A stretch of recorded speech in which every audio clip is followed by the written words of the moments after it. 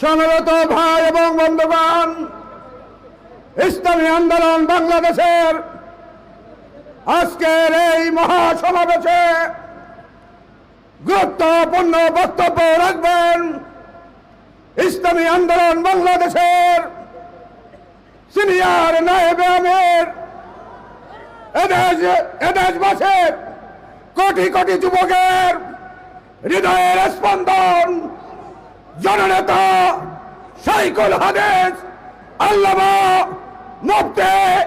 Syed Mohammad Faizul Karim Shaikh Charmonai, Mufti Syed Mohammad Faizul Karim Shaikh Charmonai, Shaikh Charmonai.